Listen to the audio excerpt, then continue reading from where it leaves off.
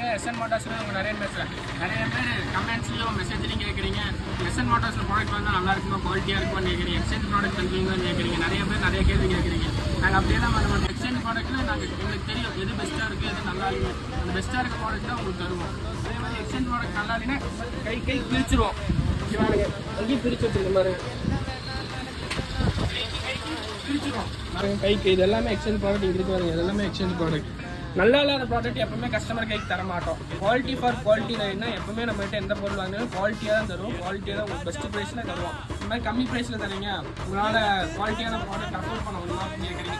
எங்ககிட்ட குவாலிட்டி தான் எப்பவுமே. கம்மி ப்ரைஸில் வாங்கினாலும் நிறைய காசு அதிகமான ப்ரைஸில் வாங்கினாலும் நம்மகிட்ட குவாலிட்டியான பொருள் தான் உங்களுக்கு கைக்கு சேர்ந்து வரும்.